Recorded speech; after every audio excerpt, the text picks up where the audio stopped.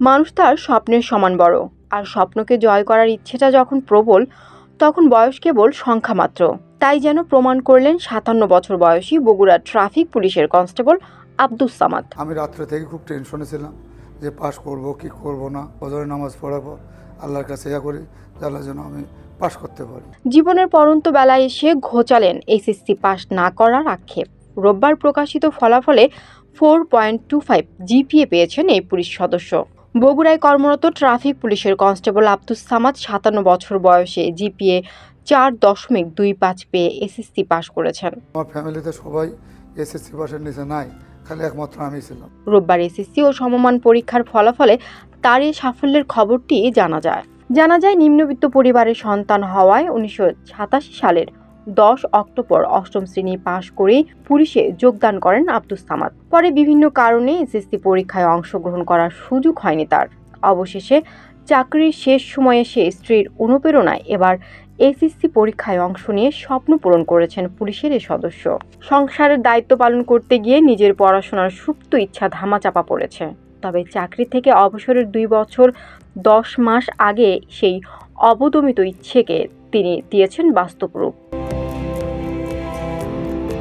আব্দুস সামাদ জানান, পাবনার ঈশ্বরদী ট্রাফিক বিভাগ থেকে গত 2 মাস আগে বগুড়া পুলিশে যোগদান করেন তিনি। ঈশ্বরদী থাকার সময় নাটোরের লালপুরের একটি ভোকেশনাল ইনস্টিটিউটে ভর্তি হন তিনি। ওই প্রতিষ্ঠান থেকেই এসএসসি পরীক্ষায় অংশ নেন তিনি। তবে পরীক্ষার রেজাল্ট পাওয়ার আগেই বগুড়ায় তার বদলি হয়ে যায়। আব্দুস সামাদের ইচ্ছে অবসরের পর হোমিওপ্যাথিক চিকিৎসক হয়ে মানুষের সেবা করা।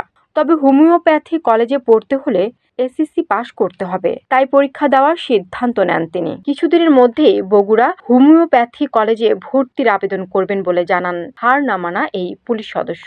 রাজশাহী জেলার বাঘা উপজেলার আব্দুস সামাদের এমন উদ্যোগে শুরুতেই অনেকে কটূক্তি করলেও পাশে ছিলেন তার পরিবার, তার সহকর্মী আর ঊর্ধ্বতন কর্মকর্তাদের আন্তরিকতাও তার স্বপ্ন পূরণে সিঁড়ির মতো কাজ করেছে। মা বেঁচে আছে, 100 বছর বয়স। মা খুব খুশি, মাও জানে পরীক্ষা দিয়ে পাশ করার পর। ট্রাফিক পুলিশের হাড় ভাঙা পরিশ্রমের দায়িত্ব পালনের পাশাপাশি সামাদের 57 বছর বয়সে এমন অর্জনে গর্বিত জেলা পুলিশ।